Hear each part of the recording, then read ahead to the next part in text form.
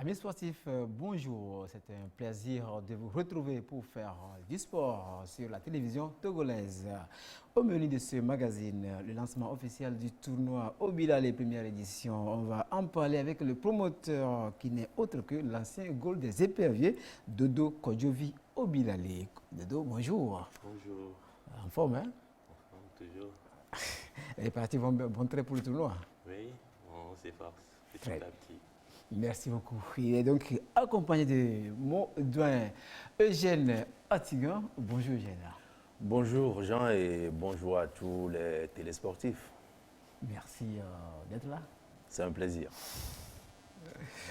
Oui, voilà. Et puis, ça fait 3 semaines, les arbitres de football du Togo renouvelaient leur confiance à Antoine Kossi Sedro à la tête de leur association, j'ai nommé l'ANAFOOT. Quelles sont les ambitions du président réélu et son bureau? On va en parler dans quelques instants avec M. Sedro, accompagné de son vice-président. Et désormais, les samedis, Sport et Détente vous réserve une rubrique spéciale sur l'alimentation du sportif. La nourriture du sportif, ce sera avec notre ami de la santé, Lambert Bouffalo. Il est préparateur physique, naturopathe et nutritionniste. Vous allez le suivre. Le tour au premier numéro, c'est aujourd'hui. Donc, on va le découvrir. Ce sera avec les bienfaits de la pastèque. C'est ce qui est à l'ordre du jour. Voilà pour le contenu. Pour nous accompagner, Lazare Kondo Tokovi. Bonjour Lazare. Bonjour Jean, bonjour à nos invités, bonjour également à tous les téléspectateurs. Voilà. Est-ce que tu as la chance de raconter souvent à Eugène en ville? Eugène, on le connaît tous, on le connaît tous depuis l'enfance.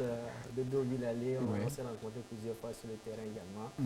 C'est un plaisir d'être avec eux aujourd'hui. Très bien, voilà, le plaisir est partagé et avec tous les sportifs et M. Sedjour Kossi Antoine qui est avec nous dans ce studio. Fin ce vendredi de la formation des agents des stades de Kégué au Omnisport de Lomé. Durant 4 jours, ils ont été outillés sur la sécurité incendie au sein des infrastructures sportives. La clôture de cette session de formation a été sanctionnée par la remise d'attestation aux participants. Sergine Raimondo. Situation d'urgence ce vendredi matin au stade de Kégué. Une alerte incendie simulée par ces stagiaires qui viennent de suivre 3 jours de formation. Nous sommes aguerris à pouvoir prendre en charge une victime qui perd conscience, à le mettre en position latérale de sécurité en attendant l'arrivée des sapeurs-pompiers, à pouvoir éteindre un début d'incendie par exemple. Au cours d'un match, lorsqu'il y a un incident où il y a une victime, quelqu'un qui a perdu connaissance par exemple, nous avons les méthodes nécessaires pour pouvoir mettre la victime en sécurité dans un premier temps et faire appel aux secouristes, c'est-à-dire les sapeurs-pompiers. 3 jours pour imiter les sapeurs-pompiers, maîtriser les signes avant-coureurs d'un incendie et les premiers gestes de secours. Nous sommes satisfaits parce que nos attentes, les objectifs visés sont atteints. Nous pensons qu'avec cette formation, les récipiendaires vont utiliser ces mécanismes et ces techniques-là pour gérer les 2 stades que nous disposons. C'est le résultat du leadership des autorités pour qui la gestion efficace des infrastructures sportives importe au plus haut niveau. À travers cette formation, le ministère des Sports et des Loisirs entend consolider les acquis dont dispose le stade de Kégué, acquis qui lui ont valu l'homologation par la Confédération africaine de football, permettant à notre pays de disputer ses matchs, comptant pour les éliminatoires de la CAN 2023 à domicile, et ce, devant son public. Je voudrais encore une fois rendre un vibrant hommage au chef de l'État pour les moyens déployés dans la réhabilitation du stade de Kégué et l'ensemble du gouvernement pour son concours précieux. Un acquis que ces 37 récipiendaires devront mettre à profit dans leur quotidien. Ils sont attendus très prochainement au cours des éliminatoires de la CAN 2023. édition Club Femme Foot a tenu ses promesses ce matin à Gbalé-Pédogan, Lomé. L'objectif de cette rencontre sportive est de cultiver la solidarité et le vivre ensemble à travers le football. Ceci est organisé en prélude à la fête des mères. Atou Sava.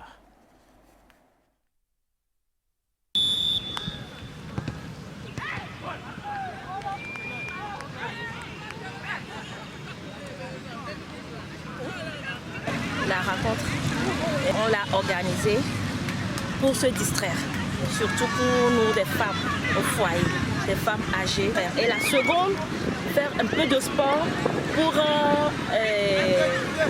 alléger un peu nos poids. On n'essaie pas de se comparer aux hommes, mais bon, ça nous fait beaucoup de bien. En dehors du bureau, de nos activités, au marché et autres. Je les invite à nous rejoindre. Demain, c'est la fête des mères. Donc, on fait ça pour célébrer la fête des mères.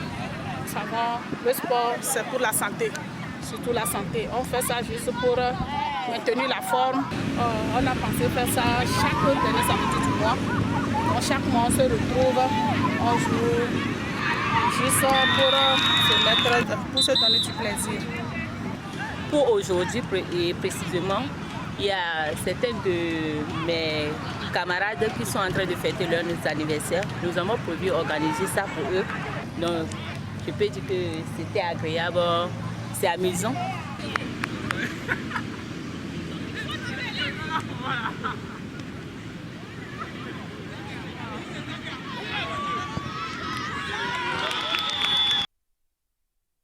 La fête des mères qui s'annonce tout feu, tout flamme. Lazare Kondo, voilà, nos sœurs sont mises déjà dans la danse. Hein. Ah oui, déjà quand vous voyez un peu sur une année, les femmes ont beaucoup plus de fêtes que d'hommes déjà. La journée de la femme, la fête des mères, la fête de la jeune fille, la fête de la femme africaine.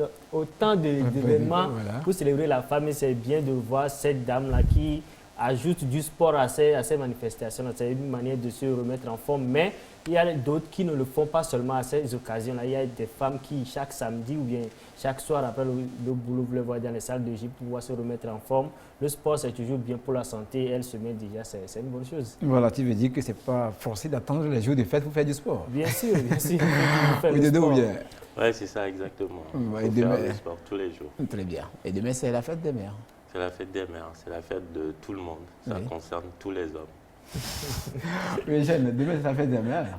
Ouais, parler de la fête des mères, je crois que c'est parler de la fête de l'humanité parce que nous sommes tous venus d'une mère.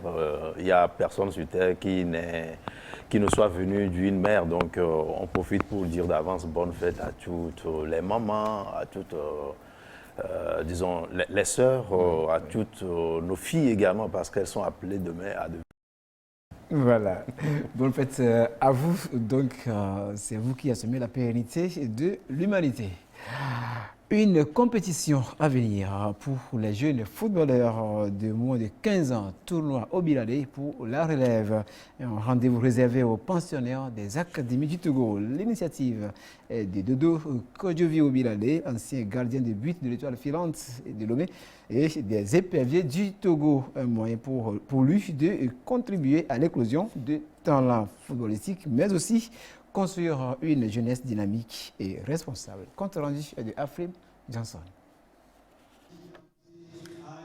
Dodo Kodjovi Obilalé et le football, destin lié. Précocement écarté des pelouses à la suite de la fusillade du bus des éperviers à Cabinda en Angola en 2010, l'ex-gardien de but veut désormais transmettre sa passion du cul rond aux plus jeunes. Le tournoi Obilalé pour la relève, une vitrine pour la visibilité de joueurs de moins de 15 ans. On a des jeunes qui sont talentueux, qui sont dans les centres de formation, mais on ne les voit jamais. Et puis, ça ne suit pas. Les jeunes qui vont remplacer l'ancienne génération, on n'a pas ça. C'est ça qui m'a motivé à organiser ce tournoi. On va détecter les joueurs. Déjà, on aura beaucoup de professionnels, mais l'objectif, ce n'est pas que les jeunes y finissent professionnels, mais l'essentiel, c'est de sortir en tant qu'homme pour demain, faire bouillir la marmite. C'est un challenge qui verra se frotter de jeunes pensionnaires de centres de formation venus de toutes les régions du Togo. Derrière l'initiative, un projet d'appui aux nombreuses structures de formation en football. Il y a un décret qui a été voté. Nous, on est en train de motiver les gens à se conformer par rapport au décret pour pouvoir, parce qu'aujourd'hui tout le monde a des associations sportives, académies, tout le monde dit académie, mais ils n'ont pas l'agrément ni le récépissé. Donc par rapport à ce tournoi, on va les aider. La Fédération togolaise de football et le ministère en charge des sports se joignent à la cause. Tournoi Obilalé pour la relève à suivre dès les prochaines vacances scolaires. Est-ce que participer à ce tournoi c'est très bientôt parce que nous sommes en période d'examen. Ça dit que les moins de 15 ans s'apprêtent déjà ardemment. Oui, et nous sommes avec Dodo Obilalé, le promoteur même de ce tournoi. Tournoi Obilalé pour la relève. Que peut-on en savoir, Dodo? Ce tournoi a été organisé par quelques anciens joueurs et quelques passionnés de football, dont fait partie Eugène aussi. Donc on s'est parlé, on a discuté comment on va faire pour apporter notre petite pierre à l'édifice du football togolais. Donc c'est ce qui nous a motivés tous à organiser ce tournoi. Voilà, donc l'objectif? L'objectif de ce tournoi, c'est de promouvoir le football des jeunes, et parce qu'on n'a pas souvent une relève, ça c'est sûr, depuis 2006. On n'a pas encore une équipe compétitive. Et on galère beaucoup, donc via ce tournoi, on peut détecter des Bayor, des Olufade, des Agassa et pourquoi pas des défenseurs comme des Obilalé aussi. Hein. Ouais, pourquoi pas, et des Apoati et tout ça, donc voilà l'objectif du tournoi. Tout à fait, oui. Et pourquoi avez-vous choisi cette catégorie-là, les moins de 15 ans? Oui, parce que toute une construction a besoin d'une bonne base. C'est ça, c'est tout.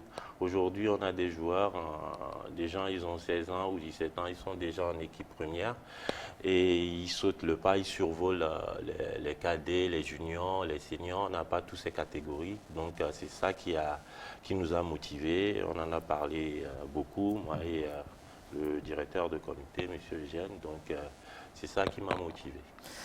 Oui, très bien. Eugène, voilà, vous êtes en plein pied, de plein pied dans cette organisation. Les conditions à remplir pour y participer? Bon, en fait, la première condition, donc, au niveau des structures sportives, c'est d'avoir les jeunes qui ont moins de 15 ans. Parce que on se dit aujourd'hui, si on veut avoir une équipe compétitive, ça commence d'abord par l'honnêteté des promoteurs, l'honnêteté des responsables des centres. Quand on parle de U15, ça doit être U15. Quand on parle de U17, ça doit être U17. Donc au niveau de l'organisation, je crois que nous allons mettre un accent particulier sur le respect. Le respect des âges des joueurs. Et maintenant, par rapport à la compétition, moi, je me dis au niveau de l'organisation, au niveau du comité d'organisation, que ça repose sur tout un chacun de nous. Parce que une chose est d'avoir une idée, une bonne idée, et une autre est d'avoir donc des gens qui puissent accompagner, qui puissent permettre à ce que ça se fasse bien et dans des bonnes conditions. Et une seule personne ne peut le faire, un seul comité ne peut le faire. Donc nous avons besoin des journalistes, nous avons besoin de tous les encadreurs, nous avons besoin de tous les acteurs du football pour que ce tournoi soit un succès. C'est aussi le lieu d'en appeler donc, au professionnalisme de tout le monde, tous ceux que nous allons appeler à travailler avec nous, même les arbitres qui vont officier les matchs et les commissaires au match et autres, nous en appelons au professionnalisme de tout un chacun pour que tout se passe vraiment très bien. Nous avons mis un accent particulier sur le fair play dans ce tournoi. C'est vrai qu'on va détecter les joueurs, les bons joueurs qui vont constituer un vivier pour les éperviers, mais faut-il que ça se passe dans les règles de l'art. Voilà, et justement, qu'est-ce que vous avez mis en place pour vraiment vérifier côté âge? C'est le plus important. Côté âge, c'est vrai, nous avons une stratégie qui est en place, mais on ne va pas dévoiler la stratégie pour permettre aux gens de commencer par chercher les trucs. Mais ce qu'il y a, disons, de façon générale, on va vérifier les pièces. les documents de naissance. Mais au-delà de ça, il y a d'autres façons de vérifier que nous n'allons pas dévoiler ici pour que les gens commencent par se préparer pour pouvoir contourner les règles. Oui, là, c'est très important. Hein, oui, c'est très important. Il y a le championnat scolaire qui se passait, on a disqualifié des écoles parce qu'ils ont triché. Sur l'âge, c'est quand même pas bien. On veut faire du bien aux enfants. Donc, permettez qu'on puisse mettre en vitrine ceux-là qui sont dans la catégorie là pour qu'on puisse les voir jouer. Mais chercher à tricher sur l'âge, on a souvent rencontré ça. Mais cette fois-ci, je crois que comme Eugène le dit, on va pouvoir mettre en place une stratégie pour pouvoir contrecarrer ces personnes-là dès déjà l'inscription pour qu'on n'ait pas ce genre de trucs. Lors du tournoi, pour qu'il y ait des équipes qui portent des réserves par-ci, par-là, pour que le tournoi se déroule assez bien.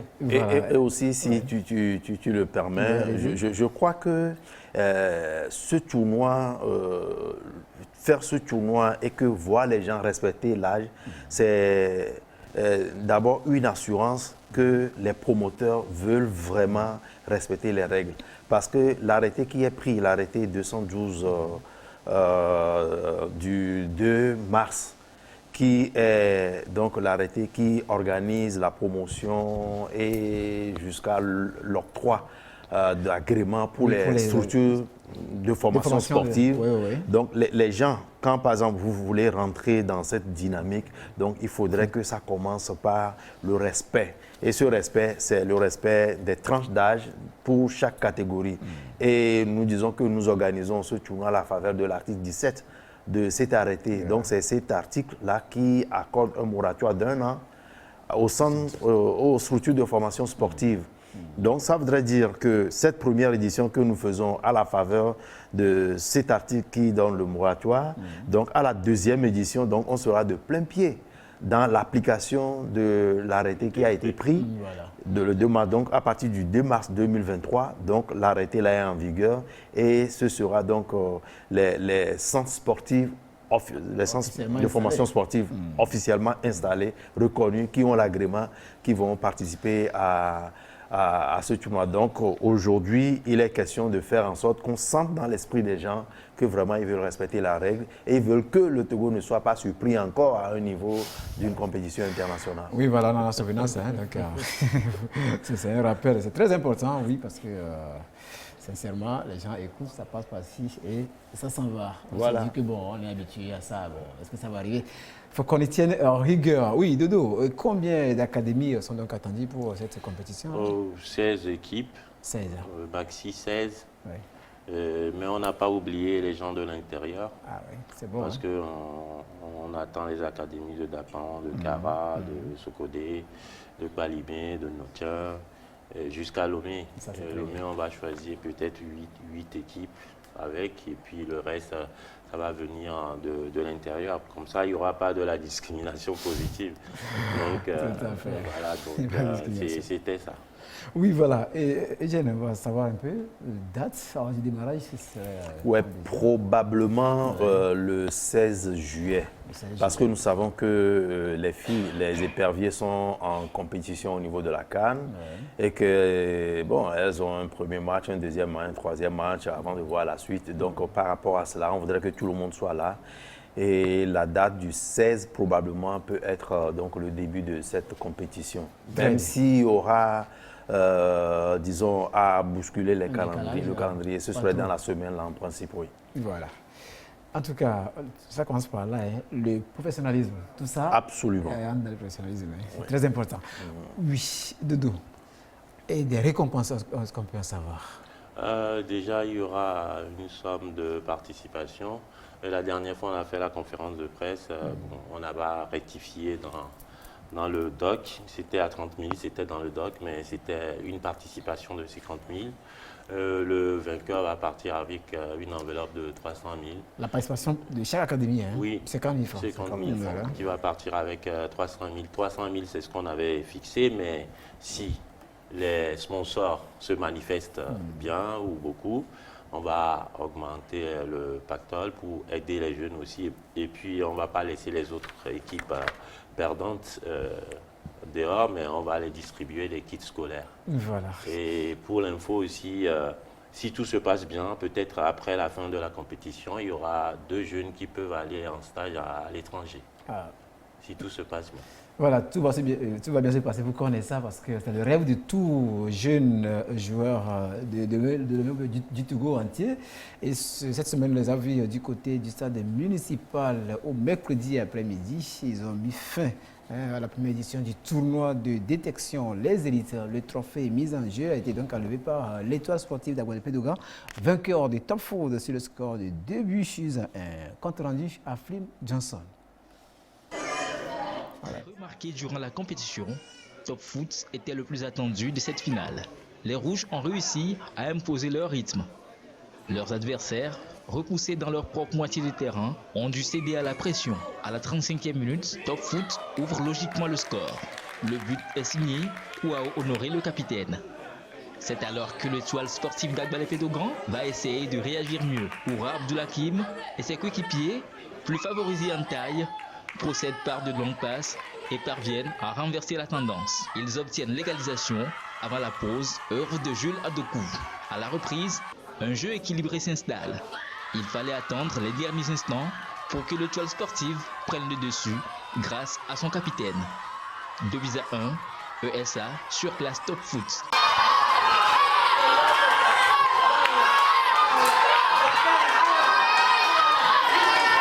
C'est des adversaires redoutables parce qu'ils ont des balles au pied très formidables. Donc on a su les garder dans leur camp et on a fait des pressions hautes pour essayer de contrecarrer tous leurs passes et ça a donné. L'idée de l'e-foot a été très merveilleuse parce qu'on aime ça, parce que nous jeunes on est beaucoup dans la rue à jouer.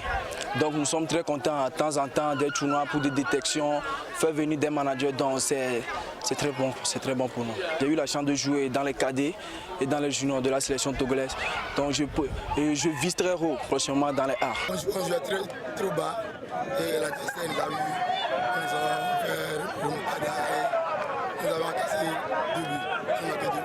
C'est un bon tournoi, j'ai aimé ce tournoi parce que ce tournoi on a vu beaucoup de choses, et beaucoup de mouvements sur le terrain, beaucoup de joueurs, beaucoup de talent. Tournoi de détection des élites, cette première édition, tenue du 20 au 25 mai, a comblé les attentes.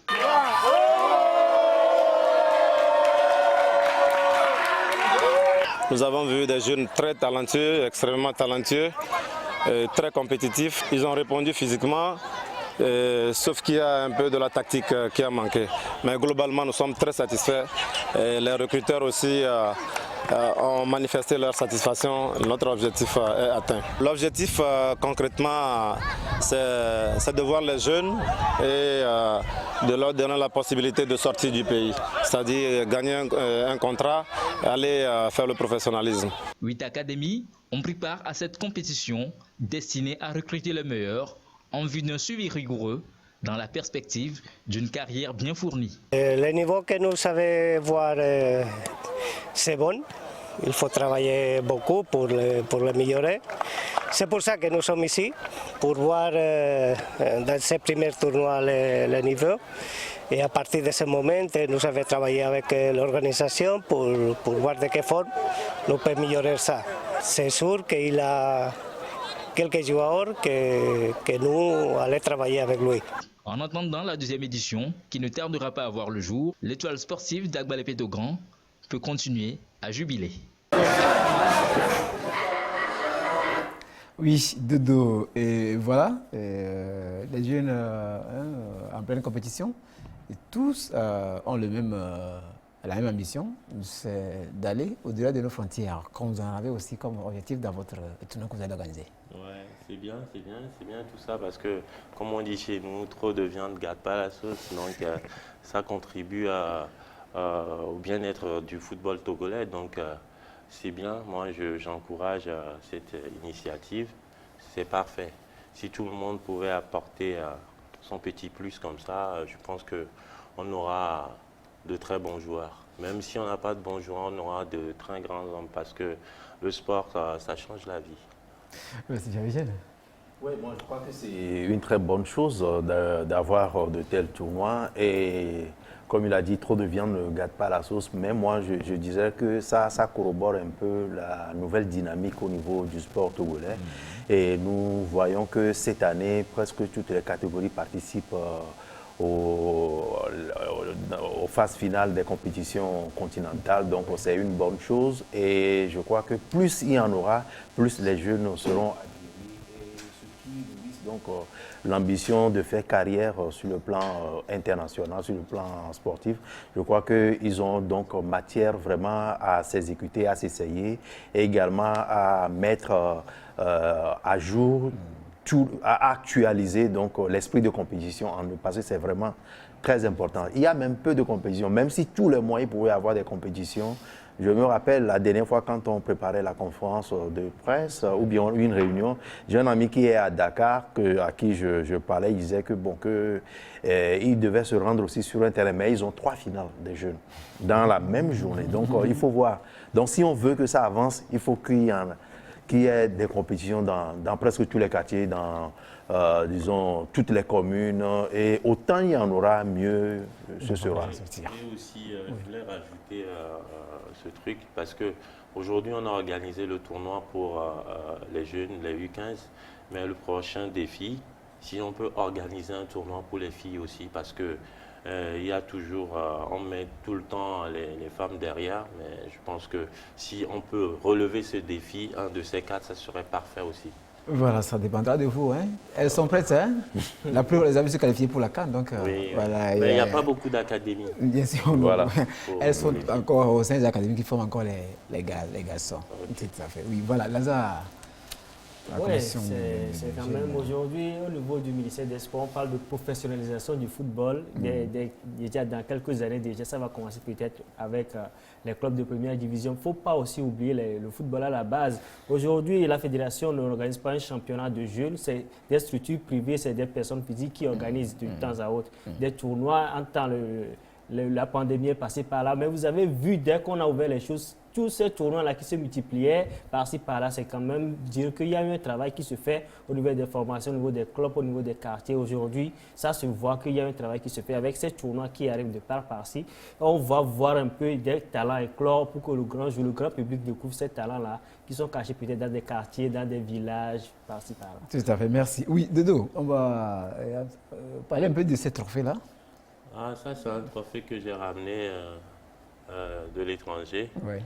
Parce que la plupart de vos confrères m'ont posé la question si j'ai été aidé, mais bon, c'est des fonds propres. Oui.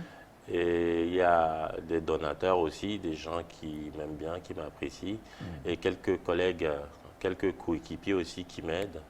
Je préfère, bon, à leur demande, taire leur nom. C'est ça qui est mis en jeu?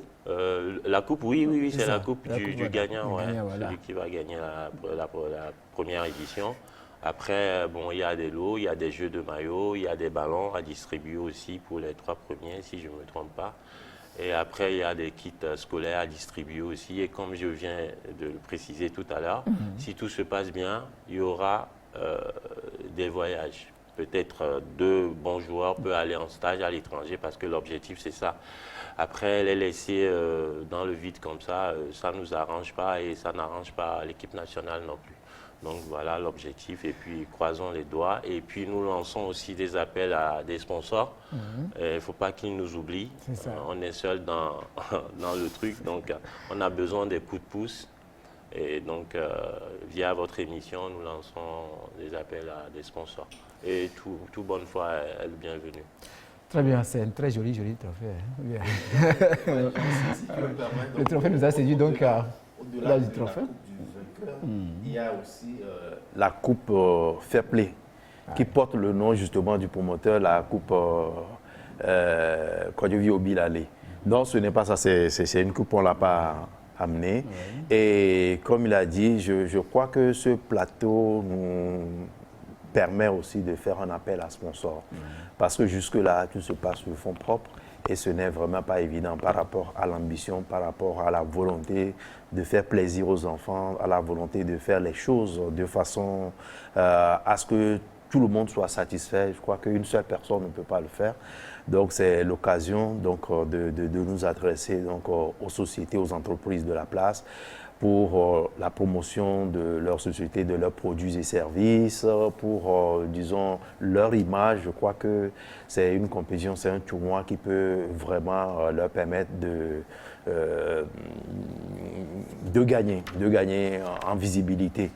Et je rappelle que c'est le tournoi Obilale pour la relève Top LR. Donc le gagnant sera donc le top de la relève. Voilà. Et ce qui est bien, ce n'est pas celui qui prend la coupe qui aura gagné, mais c'est le football togolais qui aura gagné. Tout à fait. Voilà. Merci beaucoup. Alors, si vous avez un mot pour conclure à votre niveau. Bon, à ma qualité de président du comité d'organisation, je voudrais donc dire merci donc, à tous ceux qui ont participé à la conférence de lancement la dernière fois et à tous les médias, également à tous les éperviers qui étaient là. Merci également à vous pour cette opportunité. Et je crois qu'on va se retrouver pour faire le bilan au fur et à mesure que la compétition se poursuit. Et j'espère, j'estime, parce que nous avons Dieu devant, ce sera que de bonnes nouvelles. Voilà, c'est notre souhait. En tout cas, on vous souhaite d'ores et déjà bonne chance et que tout se passe bien. Dodo, merci beaucoup. Pour conclure. Pour conclure, moi je voulais dire merci à Madame la ministre des Sports et d'avoir accepté sans hésiter le parrainage. Et de remercier Monsieur le Président de la Fédé aussi, et qui nous a accepté aussi, sans hésitation. Il a dit oui au parrainage, et il nous a même donné la salle pour la conférence de presse, nous a fourni quelques matos, et je tiens à les remercier. Et je tiens aussi à remercier le chef de l'État, et personnellement, par rapport à tout ce qu'il a fait pour moi, je ne l'ai jamais dit, par rapport au truc des études, les soins et le nécessaire, ce qu'il faut. Donc je tiens à le remercier, et remercier aussi le public togolais qui a beaucoup prié pour moi, et même si les gens ils pensent que c'est l'argent qui fait tout, mais la prière de la population togolaise aussi m'a beaucoup aidé. Et je tiens à la remercier. On te remercie également, Dodo Obilale, pour ce que tu as... Si tu permets, je voudrais... Aujourd'hui, c'est une journée spéciale, donc je voudrais profiter pour souhaiter un joyeux anniversaire à ma femme. Oui, j'espère qu'elle nous suit, Madame Eugène Atiga, joyeux anniversaire. Oui, on va maintenant faire un tour dans le jardin de la FTF. Il s'agit là d'un cocktail de presse qui a eu lieu hier vendredi après-midi, organisé donc par le comité exécutif de la FTF. La dite rencontre avait pour but d'associer plutôt les hommes des médias pour une parfaite réussite du football togolais, ce qui passe également par leur contribution au cours de la prochaine campagne des éliminatoires de la CAN Côte d'Ivoire 2023. Suivons.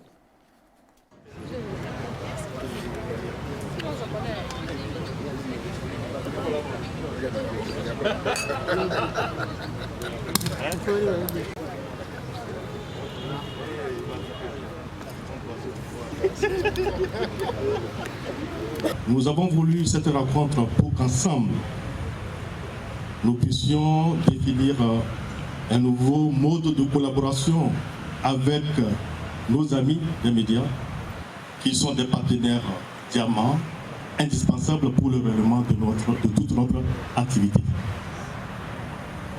La place centrale des hommes et femmes de la presse n'est plus à démontrer. Nous souhaiterions qu'à partir de ce jour, nous puissions être des partenaires dont les relations sont basées sur la confiance mutuelle et l'intérêt supérieur de notre pays, à savoir le sort du football togolais. Nous voulons aller loin. Et pour ce faire, nous avons besoin de l'apport indéniable de vous, de la presse. C'est une belle initiative. On a comme l'impression que depuis un moment, il y a, on va dire, une distance entre la presse et puis la Fédération togolaise de football. Ça ne devrait pas être le cas parce qu'il faut être ensemble pour faire le travail. Mais il y a une certaine distance maintenant. Je pense qu'ils l'ont compris, tout le monde a compris que cette distance ne fera pas de bien à qui que ce soit. Donc on va être ensemble pour mobiliser les énergies, mobiliser, on va dire, toutes les forces par rapport aux éperviers qui ont un match comptant pour le début des éliminatoires de la CAN 2023. Ce sera contre Eswatini et puis après contre le Cap-Vert. C'est une première, c'est une initiative fort louable parce que aujourd'hui, vous savez, les journalistes, quand on parle de promotion et de développement du football, les journalistes constituent quand même un certain moteur pour galvaniser l'opinion sportive, pour essayer d'apporter les informations qui motivent davantage l'opinion sportive, qui forcent la communion autour des éperviers pour essayer d'avoir un bon résultat au finish. Je crois que les journalistes jouent un rôle important, primordial, et que la FTF choisisse d'associer les journalistes à cet événement pour essayer de créer une certaine communion nationale à travers les journalistes. À partir de cet événement, je crois que c'est une initiative fort louable, c'est une première, c'est pourquoi il faut remercier le président de la Fédération togolaise de football, le colonel Guy Akpovi, pour avoir choisi cette formule pour essayer de créer la communion autour des éperviers et d'engager de plus la responsabilité des journalistes pour mieux faire le travail. C'est une manière de nous motiver davantage. Une initiative très appréciable à louer parce que ça fait très longtemps qu'on n'a plus ce genre d'initiative. Je pense que la FTF a trouvé la bonne occasion pour rassembler les hommes de médias autour de ce commerce, pour les accompagner parce que eux seuls ils ne peuvent pas le faire. C'est une affaire de tout un pays, ça concerne tout le monde. Il faut mobiliser tout le pays afin que nous puissions obtenir cette qualification. Et je pense que c'est une très belle chose à saluer de la part de ce commerce dirigé par le colonel Guy Akpovi.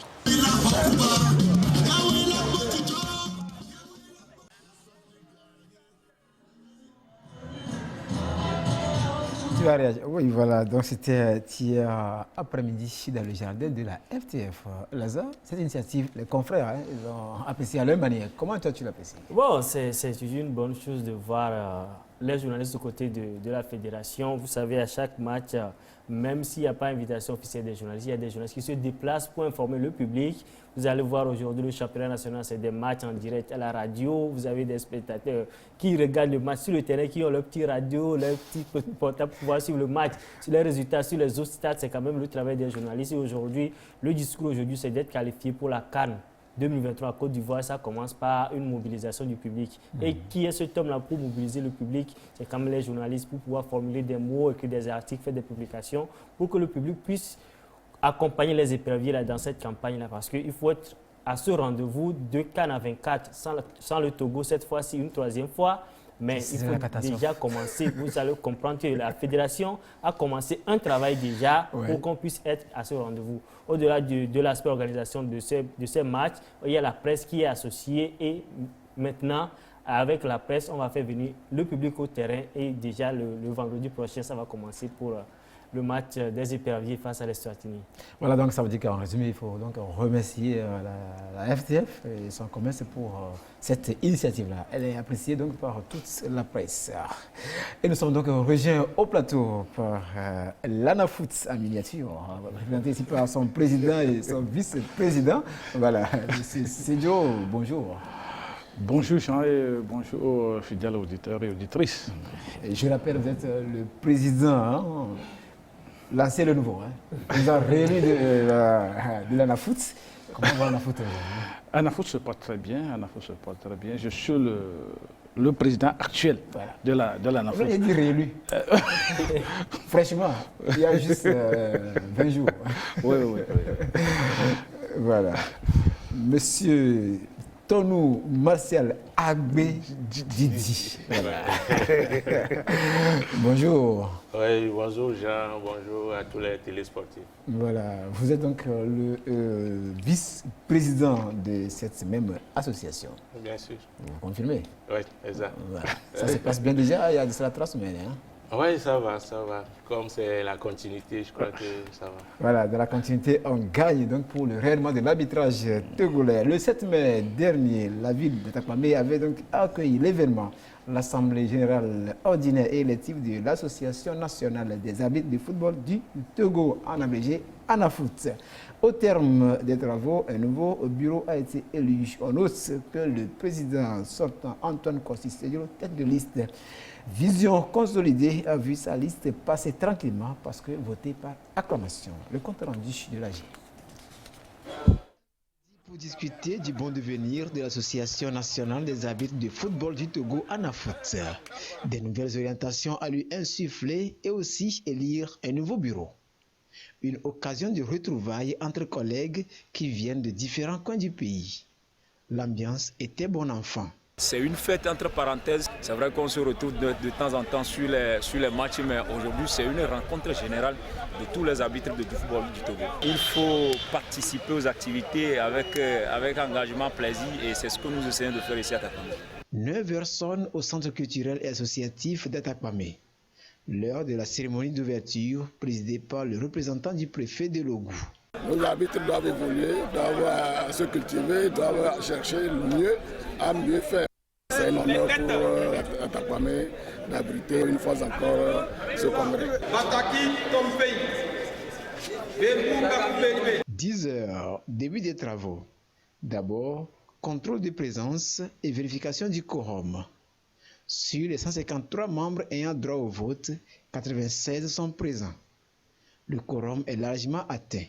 Puis, présentation des rapports. Les débats autour des différents rapports, surtout le financier, ont convaincu les délégués. Une bonne gestion a été faite de l'association durant les 4 ans du bureau sortant. Je vous assure que c'est la première fois que j'ai constaté une association qui présente les entrées, les dépenses et qui est encore plus de réserve. Et aussi, pendant leur mandat, ils ont pu habiller les arbitres. Franchement, c'est une très bonne chose. Place à l'élection.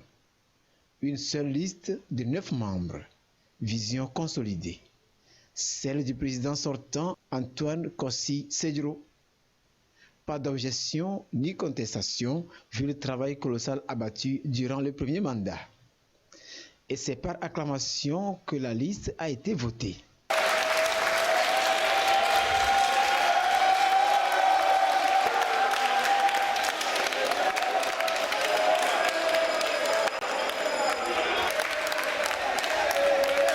Une élection qui suscite de nouvelles attentes.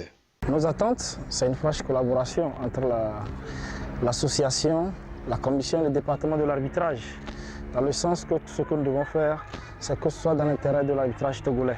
Les gens ont fait des suggestions qu'ils ont dit qu'ils vont mettre ça en application.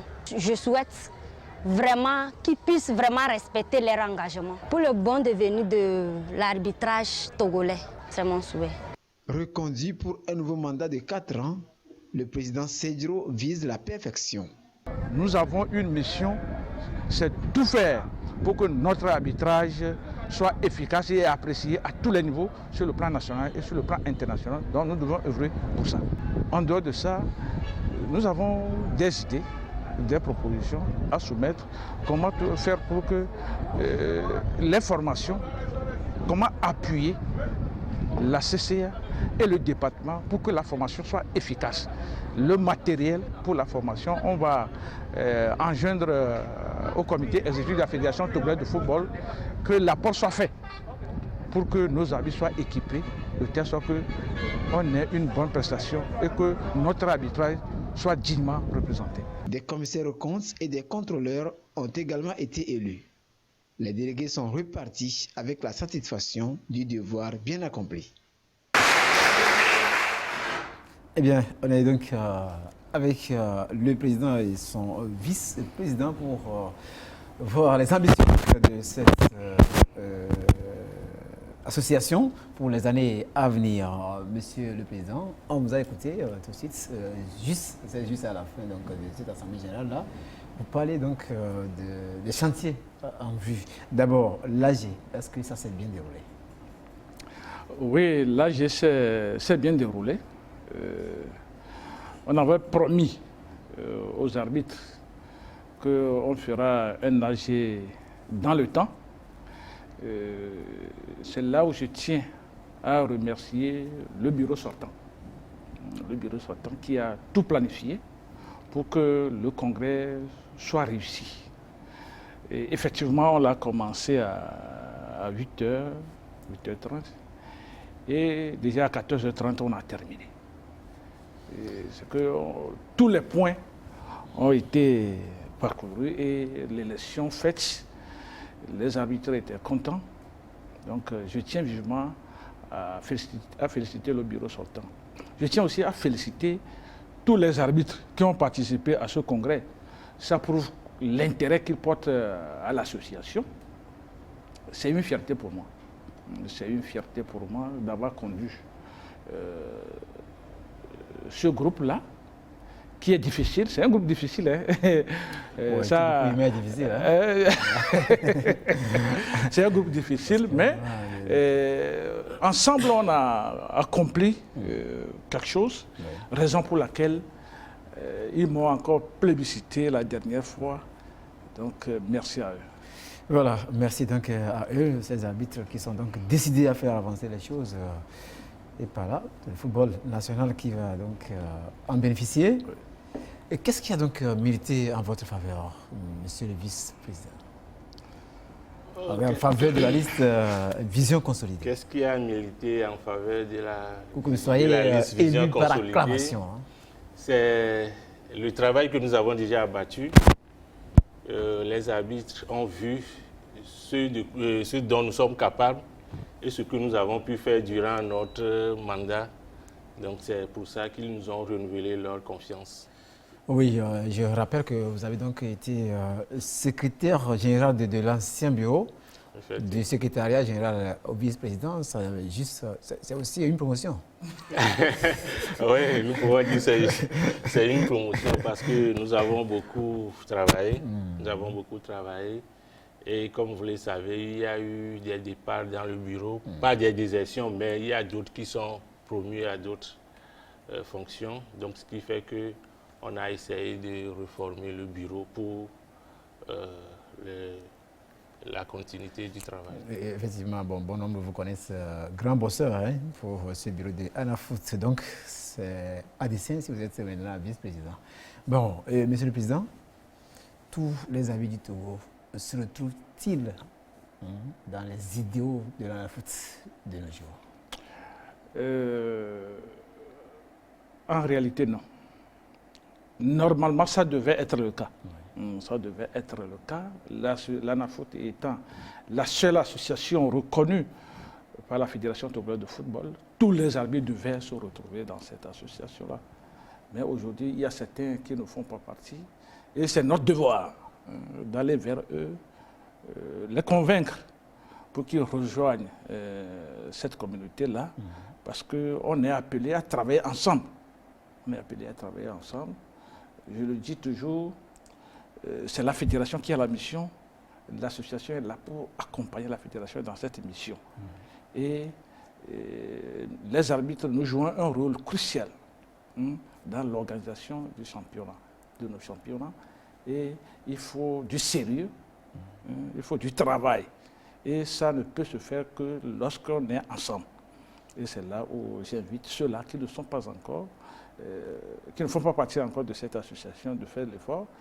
Et de deux, vous allez dans le reportage, vous allez constater qu'il y a autant de membres, mais il y a peu qui sont à jour aussi. C'est aussi important. Que nous devons cultiver cette notion d'association. Que quand on est membre d'une association, il y a les membres actifs. Et tu es actif quand tu honores à tes engagements, c'est-à-dire payer la mensualité, c'est très important. C'est quand tu as règle que tu as le droit pour se prononcer. Et c'est là où j'invite tous les arbitres, tous ceux qui sont membres, et ceux qui n'étaient pas à jour lors de ce congrès, qui fassent un effort pour être à jour, parce que c'est au niveau des assemblées qu'on donne l'opportunité à un membre de se prononcer sur la vie de l'association. Et s'il y a des idées à apporter, c'est au cours de l'Assemblée générale. Donc, je les invite tous, et ceux qui sont déjà à jour. Un nouveau mandat a commencé, il faut qu'ils restent toujours à jour et qu'ensemble, on fasse tout pour que notre arbitrage soit dignement représenté. Voilà, autrement dit, être à jour, oui, c'est une notion très importante au niveau de l'ANAFOOT. Oui, c'est une notion très très importante parce que tu peux être membre, mais moi je dis, quand tu es membre d'une association, c'est que la vie de l'association, c'est que ta voix porte. Mais ta voix ne peut pas porter que lorsque tu es membre actif. Et tu es membre actif quand tu es à jour. Or, les textes sont clairs. Nos statuts, nos règlements sont clairs là-dessus. Ce sont ceux-là qui sont à jour de leur cotisation qui peuvent se prononcer lors des assemblées. Or, chaque arbitre a quelque chose à apporter à notre association, chaque arbitre a quelque chose à apporter à notre corporation, et c'est le moment. Et pour que ta voix porte, il faut faire un effort pour être à jour. Et c'est quelque chose qu'on doit cultiver, ce n'est pas seulement au niveau de l'ANAFOOT, mais on doit cultiver ça au niveau de chaque association. Et c'est un devoir pour nous d'inciter, au cours de notre mandat, d'inciter encore nos arbitres à adhérer à cette conception-là. Voilà, tel que vous avez parlé au début concernant le groupe, ceux qui n'y sont pas encore, vous parlez des nouveaux adhérents ou bien il y a qui ont déserté?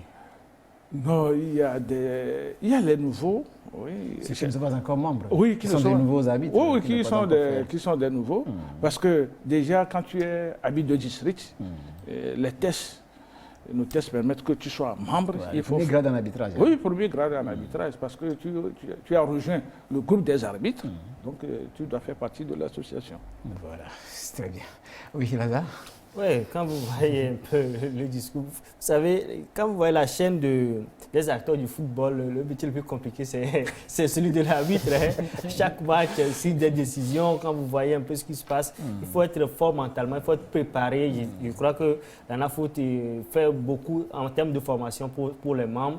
Là, vous voyez le bureau sortant qui a été plébiscité, encore un mandat pour le président Cedro, qui est toujours également au niveau avec les journalistes avant même le début du championnat pour les formations par-ci par-là. Donc pour moi, c'est une bonne chose de le voir. Mais comme il a dit, avec les membres qui ne sont pas à jour, chaque membre, que vous soyez dans une association ou bien dans un groupe, vous avez toujours quelque chose à apporter ou bien à soumettre au bureau. Mais quand vous n'avez pas la voix, vous n'êtes pas à jour, quel serait ce moyen-là pour pouvoir donner votre voix? On passe par le vote, la dernière fois c'était par acclamation, on serait peut-être à l'élection par bulletin, vous allez voir ce que ça va donner, c'est peut-être le quorum était atteint, mais ce n'est pas tout le monde qui était dans la salle, même ceux qui ont acclamé, ce n'est pas ceux-là qui étaient à jour. Donc pour moi, c'est très important d'être à jour pour que, depuis que l'association est créée, on voit qu'il y a une certaine évolution au niveau des arbitres, d'abord au plan national, des jeunes au niveau des districts, et même aujourd'hui dans le championnat national, des matchs de qualification de la Coupe CAF, de la Ligue africaine des champions, même des éliminatoires, des arbitres qui sont tout le temps sollicités, surtout au niveau des dames. C'est une bonne chose pour que la NAFOOT continue sur cette lancée. Oui, voilà. Donc, Monsieur le Président, est-ce qu'on peut avoir une idée aujourd'hui du nombre de ces membres-là de la NAFOOT? Oui, aujourd'hui, on a 428 membres. 400. La zone serait étonnée. Non, la corporation est grande. Voilà. La corporation est large.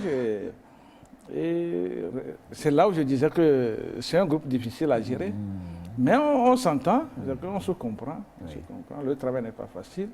Et tout cela, nous devons les amener à être à jour pour que l'association puisse vivre correctement et que nos programmes soient bien exécutés.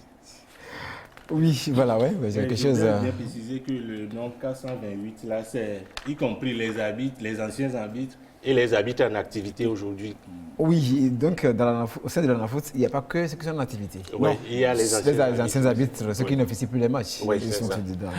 D'ailleurs, il y en a qui ont été donc honorés la dernière fois par l'attestation, Monsieur le Président. C'était bien fait. Oui, la dernière fois, effectivement, c'est là où je continue toujours par féliciter le bureau sortant. Oui. C'est vrai, je fais partie de ce bureau sortant. On a réfléchi ensemble pour honorer ces anciens-là qui n'ont pas cessé de nous accompagner. Ils ont beaucoup fait pendant leur carrière Et ils sont toujours à nos côtés. Raison pour laquelle on a pensé à eux. Et vous avez vu l'engouement que ça a suscité. Et c'est très beau. C'est très beau. Moi-même, je ne m'attendais pas à cette réaction, mais c'était très, très beau à voir. Oui, voilà, Monsieur le Président, on va aller un peu au-delà de la NAFOOT. Bon, on reste toujours à NAFOOT, sûrement, hein, parce que par des arbitres, il y a des critiques qui puissent par-ci, par-là, sur les prestations des arbitres pour les championnats nationaux. Et aussi, au-delà, vous êtes critiqué pour ne pas participer à des phases finales des compétitions continentales. D'abord, si je prends sur le plan national, vous parlez qu'il y a des critiques, oui, il y aura toujours des critiques. Oui, il y aura toujours des critiques. Ça, l'essentiel que la critique soit constructive. Si c'est pour des erreurs commises, là, on demandera aux arbitres de se ressaisir. Mais si c'est une bonne prestation et que celui qui critique ne maîtrise pas les lois du jeu, là, c'est autre chose. Donc aujourd'hui, nous assistons à ces deux phases. Il y a ceux qui ne maîtrisent pas les lois du jeu, qui critiquent. Or, les arbitres, chaque début, eux sont à tout moment, ils sont en parfaite adéquation avec les lois du jeu parce qu'ils sont appelés à les appliquer. Ils les maîtrisent, ils appliquent ça sur le terrain. Il y a ceux-là qui ne maîtrisent pas les lois du jeu, qui les critiquent. Il y a aussi des moments où un arbitre, étant toujours un humain, peut faire une mauvaise interprétation compte tenu de son positionnement sur le terrain.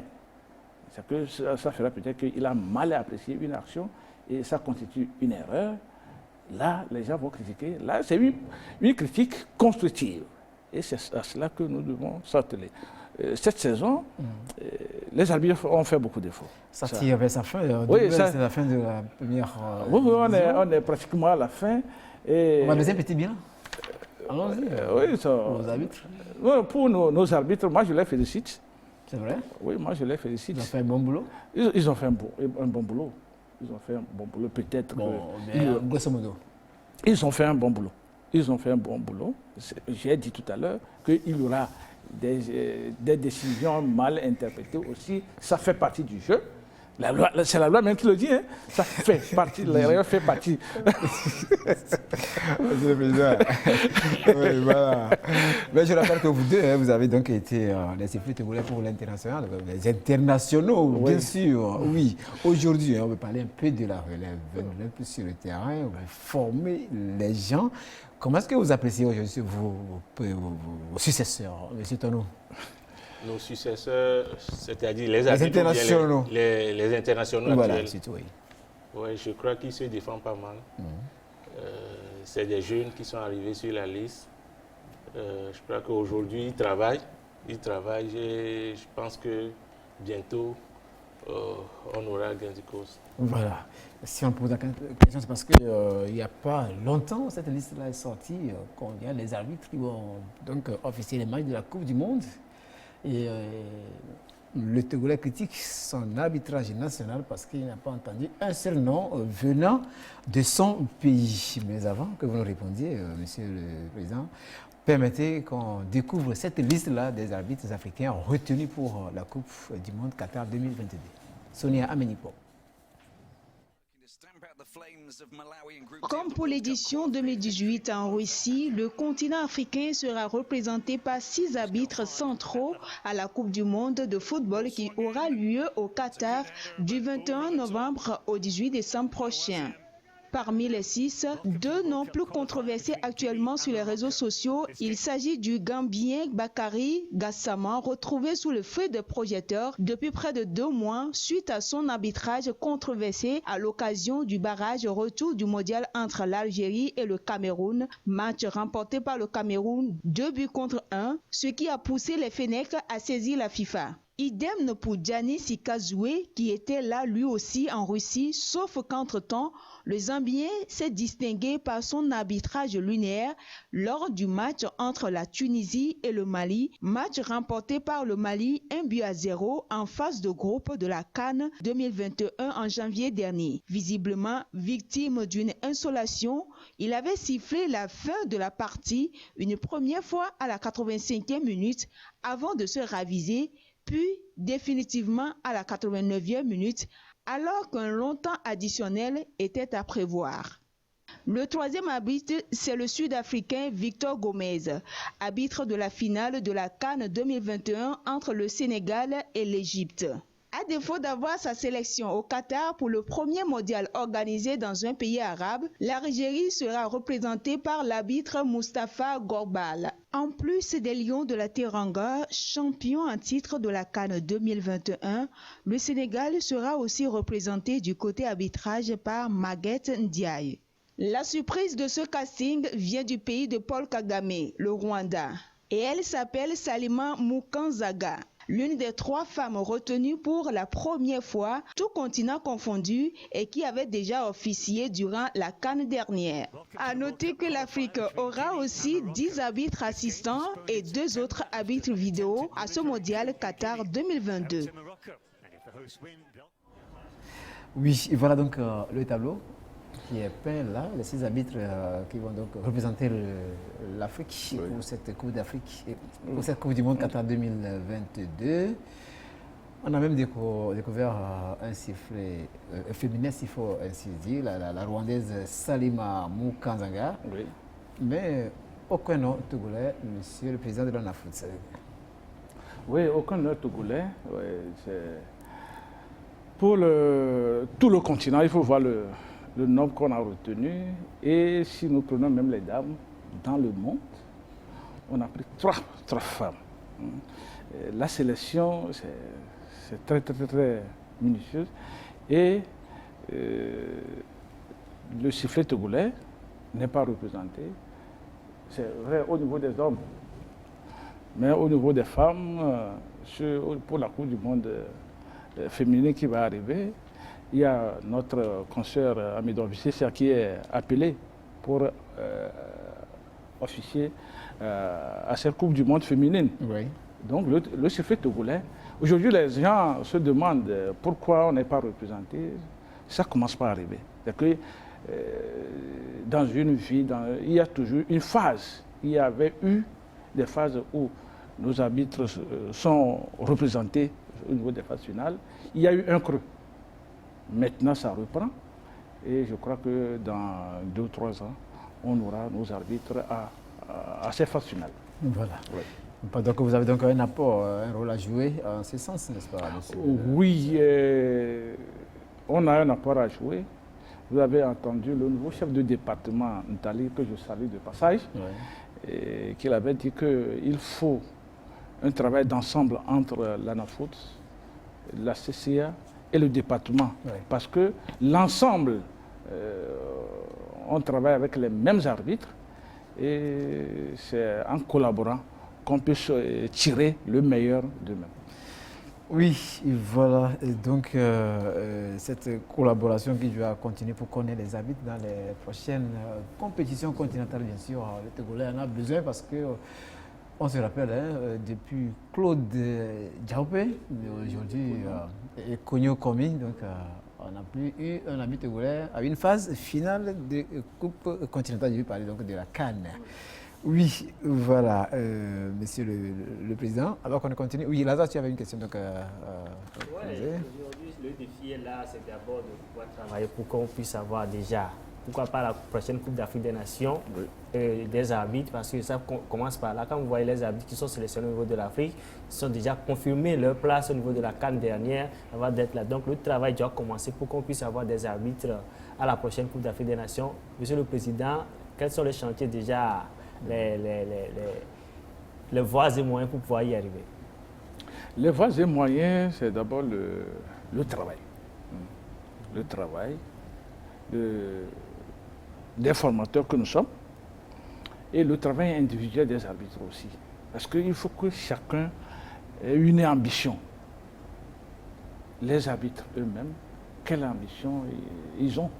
C'est très important parce que c'est un travail d'équipe, mais l'appel est fait pour tout un chacun.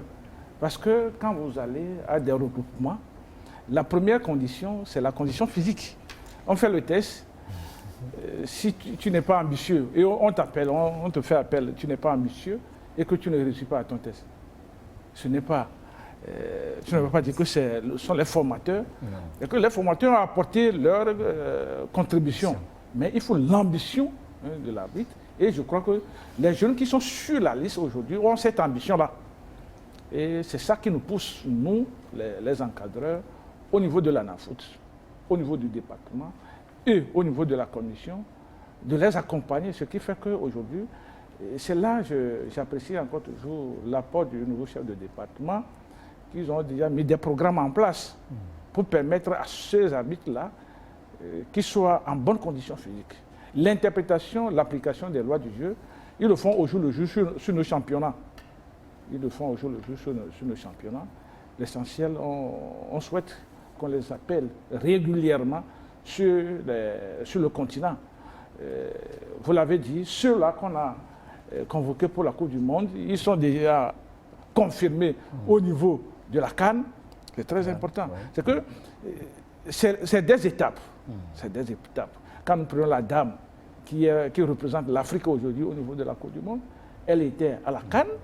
Donc ça prouve que le chemin est déjà tracé. Donc c'est à nous maintenant de travailler. Oui, il y a aussi une question de lobbying. Tout le monde en parle. Oui, c'est vrai. Il faut toujours de lobbying dans toutes choses. Il y a toujours les relations qui jouent. Il y a toujours les relations qui jouent. Tous ceux-là qui sont des internationaux, c'est parce qu'ils sont bons qu'ils sont sur la liste des internationaux. Maintenant, il faut s'affirmer. Donc, chaque fois, c'est là où je les invite, nos internationaux, chaque fois qu'on les appelle à un regroupement, qu'ils s'affirment, parce que vous êtes tous arrivés bons. Donc, il faut, à des détails près. Voilà, il faut la crème. Et c'est ce qu'on doit leur apporter. Merci. Moi, je crois que le dernier volet maintenant, c'est la formation, les formations qui vont avoir lieu. Vous en avez parlé dans votre intervention tout à l'heure. Oui. Comptez former qui et qui? La formation au niveau des arbitres, déjà, la formation se fait au jour le jour. Chaque semaine, tous les arbitres se regroupent dans les centres de formation et parcourent les lois du jeu, et les interprètent. Et au niveau fédéral, on les regroupe pour cette formation-là. C'est là où je reviens toujours, il faut cette collaboration parfaite entre la CCA, le département et l'ANAFOOT. Pour que... J'espère que vous avez de bonnes relations entre vous. Oui, on a de bonnes relations entre l'ANAFOOT, la CCA, le département et la FTF. Le problème ne se pose pas. D'accord. Le problème ne se pose pas. Et que des fois, il peut y avoir problème de personnes. Oui, problème de personnes, ça existe. Oui. Mais nous insistons sur la formation. Au niveau des fédéraux, que généralement, ils apprennent les lois du jeu quand ils ont les grades. On essaie d'oublier, on fait maintenant les gens disent par expérience. Mais ce n'est pas bon de faire les matchs par expérience, mais de revisiter les lois du jeu tous les jours, parce que ça se modifie chaque année. Et avec la nouvelle technologie, c'est là où je disais que la fédération va jouer aussi sa partition pour que nos amis soient équipés. Parce que quand vous allez à ces phases finales, où il y a les équipements qui sont utilisés, et c'est là où que vous allez découvrir, ça pose problème. Vous allez constater que quand on a commencé les vidéos, la VAR, au niveau du continent, ça a frotté un peu. C'est normal. C'est normal, c'est au fur et à mesure qu'on maîtrise. Et nous, à notre niveau, il faut les kits pour que nos arbitres soient efficaces sur nos championnats et qu'ils soient dignement représentés sur le continent. Très bien. Merci. Donc, Monsieur le Président, je crois qu'on a parcouru en loin. Est-ce qu'on pouvait dire sur l'ANAFOOT, ses ambitions et aussi sur l'arbitrage et togolais de nos jours face donc à ces défis? Oui, il y a l'ancien secrétaire qui est devenu le vice-président. Ouais. C'est que, tu l'avais dit au début, c'est un homme très battant, il a beaucoup apporté. Ouais, il a beaucoup apporté pendant le mandat précédent, raison pour laquelle il est devenu maintenant vice-président pour encore apporter plus. Voilà. Je compte sur sa contribution pour que le travail soit bien abattu. Voilà, ainsi que tous les autres membres, dont le secrétaire général, le nouveau. Le nouveau secrétaire Mini Puré Raogo. Voilà. Je salue tout le bureau. Très bien. Nous constituons une équipe. Il a donné une précision. Ouais.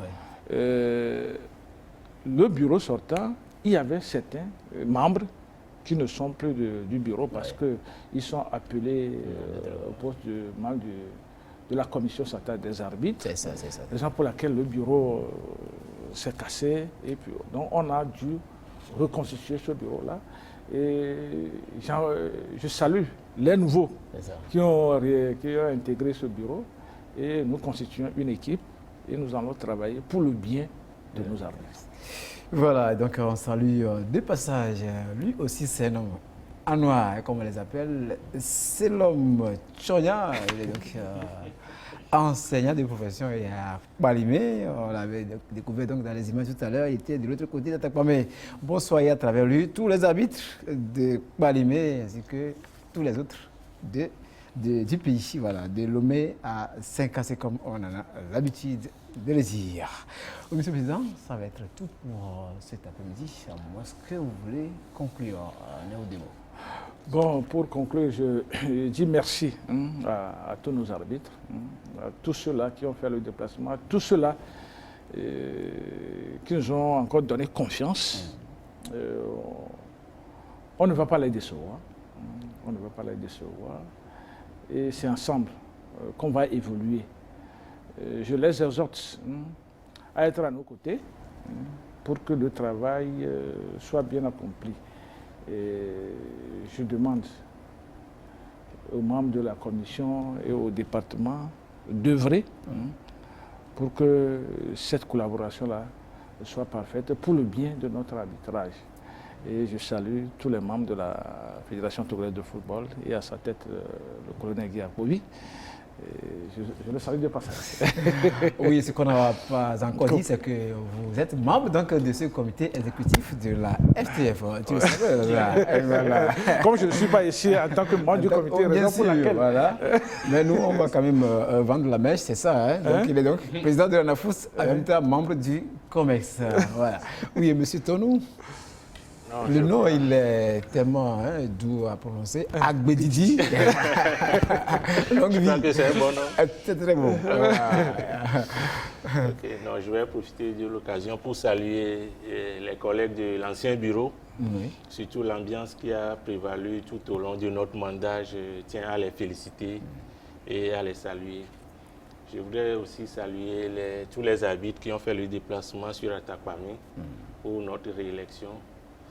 Je salue les membres de la commission des arbitres, le chef du département.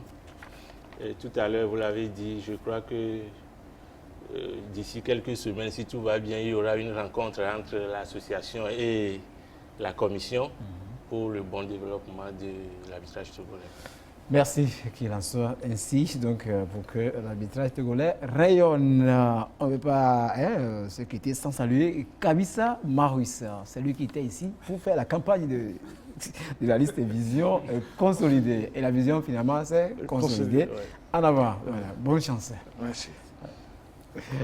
L'équipementier sportif allemand Puma va offrir un appui logistique et technique à l'Académie Swallows du Togo durant les 3 prochaines années. Les deux entités ont officialisé leur partenariat mardi dernier à Lomé au cours d'une conférence de presse. Un partenariat qui vise l'amélioration du management et le rayonnement des Swallows. Reportage à Flim Johnson. Bien d'années déjà que l'Académie Swallows s'évertue à polir les pépites du sport au Togo. Depuis, des talents révélés qui s'affirment ici ou ailleurs. Un travail d'orfèvre dont l'écho résonne hors des frontières togolaises, suscitant ainsi l'intérêt d'acteurs non des moindres. Pour les 3 années à venir, l'équipementier allemand Puma fera partie de l'aventure. Objet du partenariat, un appui technique et logistique. De manière concrète, Puma va assurer les besoins en équipement sportif des pensionnaires dans les différentes disciplines sportives. L'Académie Swallows a encore plus à gagner. Ce qui a suscité donc ce partenariat, c'est l'ensemble des efforts que nous faisons depuis plusieurs années, non seulement pour insuffler un dynamisme au développement du football à la base, mais surtout l'aspect professionnel que nous mettons dans notre approche de management. Et quand vous avez une bonne image, vous attirez. Et au-delà, nous gagnons aussi à rentrer dans le réseau de Puma. Parce que Puma, c'est beaucoup de clubs. C'est tellement de clubs en Afrique, en Asie et en Amérique du Sud. Et lorsque vous êtes partenaire de Puma, vous profitez de tous ces réseaux-là. Ce qui peut profiter à nos jeunes, ils peuvent être détectés et aller ailleurs. Ce qui veut profiter et qui va profiter à nos coachs. Parce que les coachs maintenant qui sont dans le réseau Puma vont venir les former. Eux aussi, ils iront en formation un peu partout. Puma fait déjà ses preuves aux côtés de Swallows avec une session de formation pour entraîneurs et encadreurs de football tenue du 23 au 28 mai.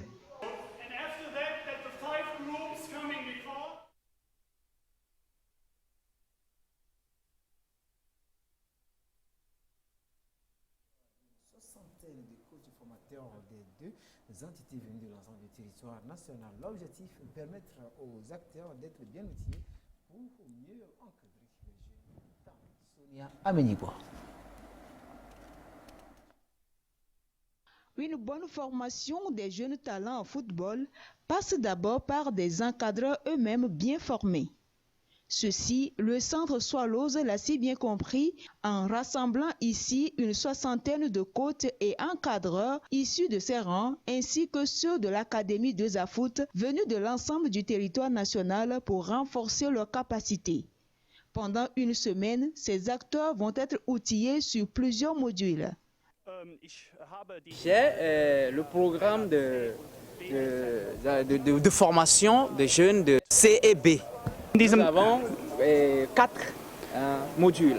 Les enfants, la formation des enfants, les jeunes, la formation de la performance dans le foot, les tactiques individuelles et les tactiques d'équipe. Je pense que ce qui est important, que les entraîneurs obtiennent une organisation très claire et ce qui est aussi très prépondérant, important, c'est la formation des enfants et des adultes. Et les entraîneurs puissent, les coachs puissent recevoir une meilleure formation. Le centre Swallows, en initiant cette formation, n'entend plus faire les choses à moitié et emprunte la voie de la professionnalisation. Swallows étant en train de monter, on va dire, en gamme et avec une vision et devenir ou bien essayer de faire comme les grandes académies que nous avons dans le monde entier, Génération Foot, ASEC, etc. Il est important donc de donner les capacités, les mécanismes, les outils et les bagages, tout ce qu'il faut à nos coachs pour qu'ils puissent donner une formation orthodoxe pour atteindre les objectifs que nous visons, donner la chance aux jeunes de devenir des professionnels et surtout construire l'humain. La prise en charge d'un enfant, ce n'est pas facile.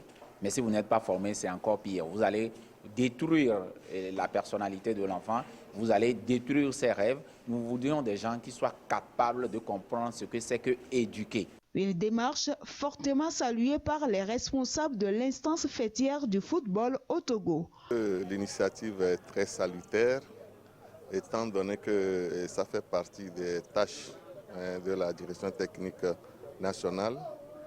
Et aussi, ça fait partie aussi de la politique de planification qu'a fait vraiment la FTF dans le cadre de la formation des cadres techniques et des entraîneurs éducateurs de football.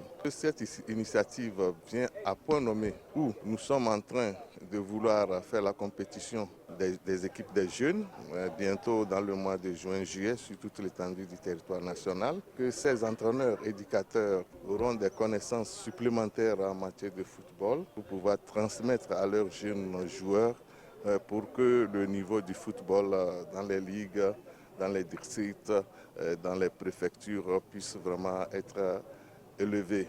À travers cette formation, Le centre Swallows et l'Académie de Zafoot entendent se positionner comme deux entités de référence en matière de formation et de détection de jeunes talents en football au Togo et dans la sous-région. Démarrée ce lundi, la formation va prendre fin samedi 28 mai.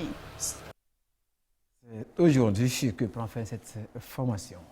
Oui, et nous sommes donc rejoints au plateau par Lambert Bouffalo. Lambert, bonjour. Bonjour. Très en forme, hein? En pleine forme, hyper forme. Oh, oui. Oui, Lambert, voilà, je l'ai déjà annoncé en début d'émission. La rubrique, c'est bien sûr la nourriture du sportif. C'est donc Lambert qui sera avec nous pour nous tenir, comme il en a l'habitude, de nous donner des conseils utiles en matière d'alimentation. Ce que nous devons consommer pour garder toujours notre bonne santé. Et comme il est l'homme qui voyage très souvent, il était tout récemment au Cameroun, nous allons l'amener au Burkina Faso, au lycée de Bantogdo, pour vivre la finale du championnat scolaire. Une finale qui a marqué la fin des activités socio-culturelles. C'était le 19 mai dernier. Aflim Johnson. Parlons peu, mais parlons bien. Allons à l'essentiel. Dénommée Coupe de Bantogdo, la compétition, qui est à sa 8e édition, a opposé en finale la classe de 4e à celle de la seconde C. Plus aguerris, ce sont les plus jeunes de la 4e qui vont réussir à damer le pion à leurs aînés.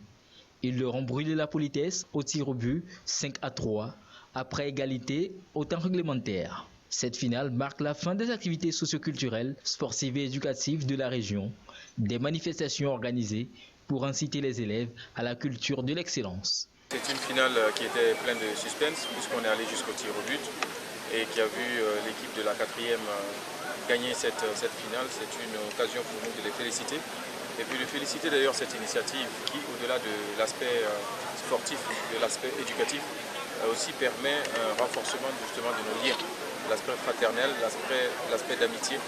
Et c'est ce qu'on demande à tous les établissements du Burkina Faso, de favoriser par le sport justement le lien fraternel entre les élèves qui nous permettent justement de célébrer non seulement à travers le football, la culture burkinabé, mais de célébrer notre fraternité et de réduire une fois encore qu'à travers ce sport-là, à travers ces activités socioculturelles, nous pouvons vivre ensemble et nous aimer comme des frères. Des prestations d'artistes ont également meublé l'événement qui s'est tenu du 17 au 19 mai. Un hommage mérité a été rendu aux bonnes volontés qui se sont manifestées pour sa réussite, au premier rang desquels le parrain Ismaël Semporé de Sempor-Trans.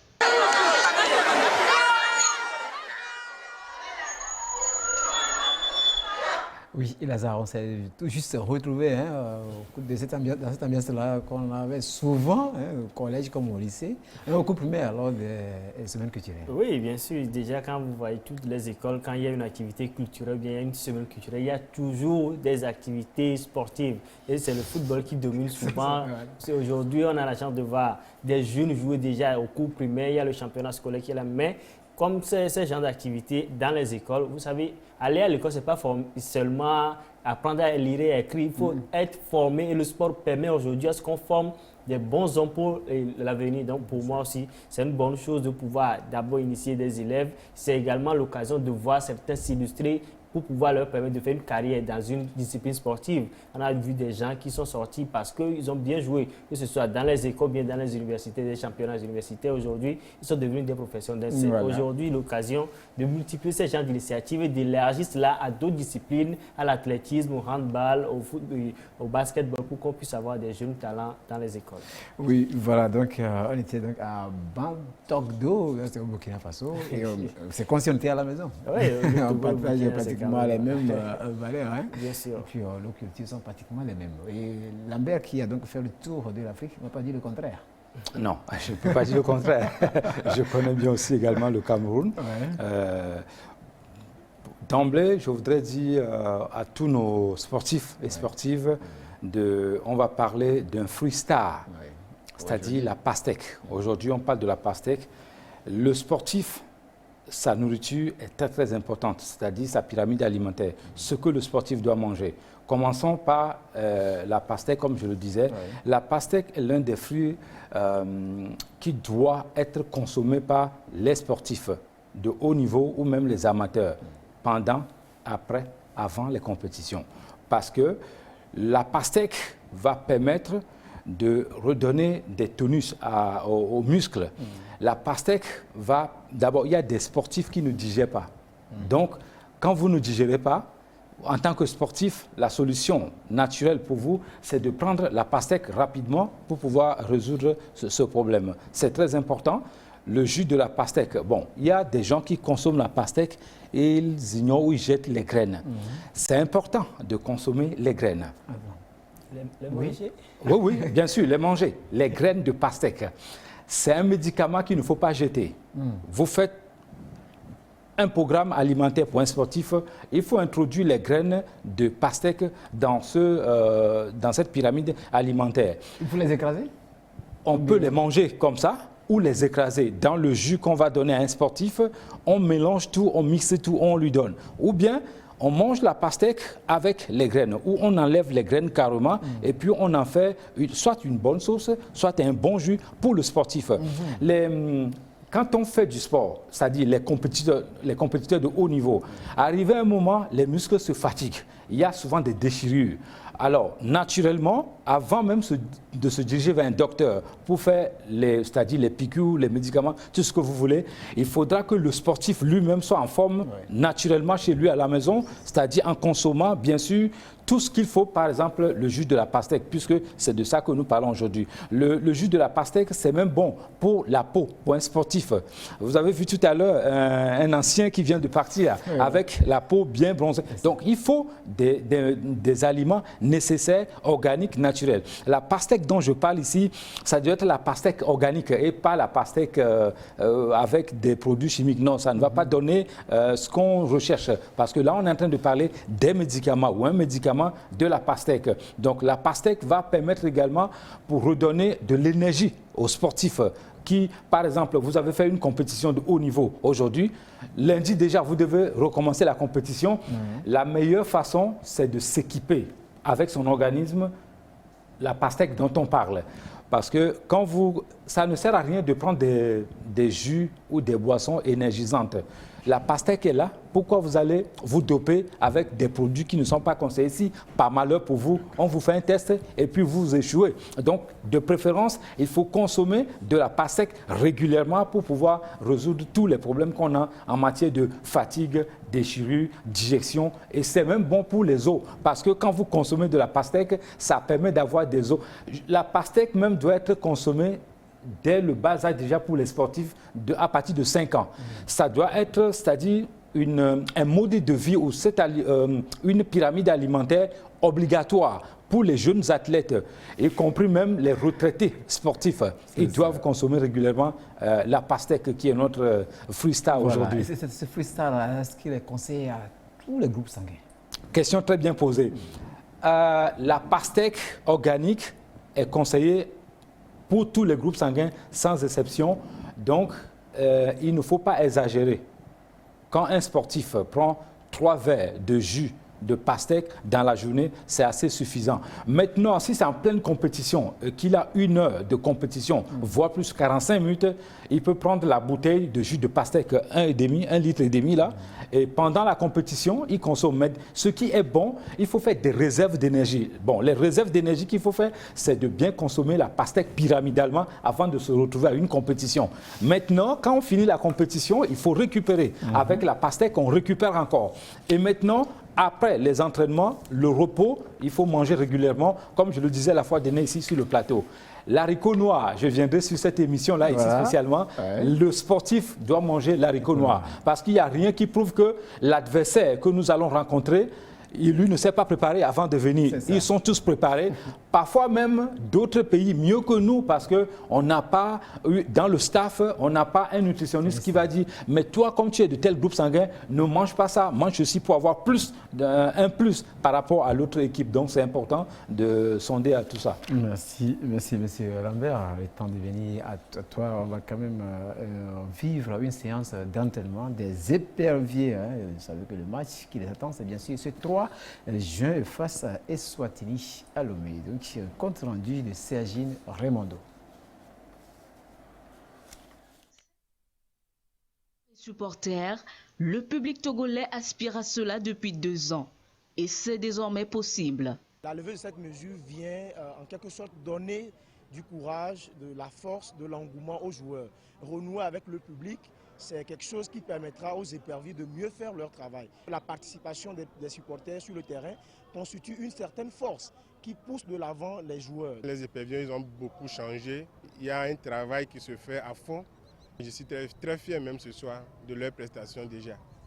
Une présence qui galvanise les joueurs sur la pelouse à cette séance d'entraînement. Non, on est content, ça fait un moment qu'on ne les avait pas vus. Donc moi, je pense qu'on les a vus venir ici, je pense que c'était 10 ans en arrière. Donc ça fait plaisir de les voir et j'espère qu'ils seront là pour nous supporter le vendredi prochain. On est content de se retrouver, ça faisait un moment qu'on ne s'est pas retrouvés.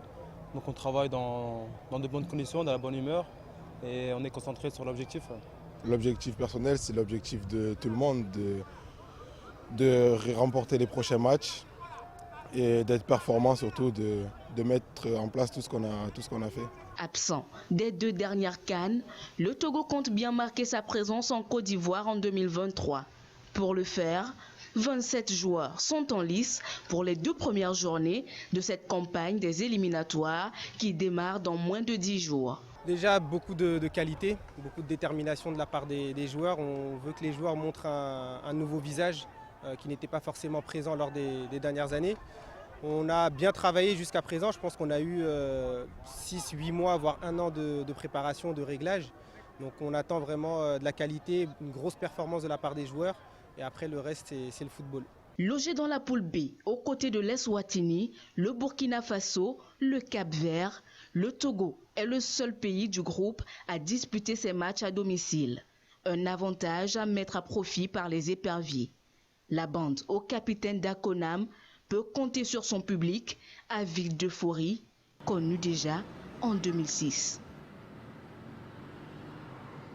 Et voilà donc qui va mettre fin à ce rendez-vous de ce samedi. Je ne vais pas se quitter sans prendre connaissance du calendrier de la 10e journée des playoffs. C'est bien demain, dimanche 29 mai, à Kara, AS Bina, ASK, à Kpalimé, Gomido, AS Gopor, au municipal de Lomé, Dito Asco. N'oubliez pas, cet après-midi également se joue la 4e journée des matchs du football national féminin. Je vais parler donc du championnat féminin. Voilà, Lazare.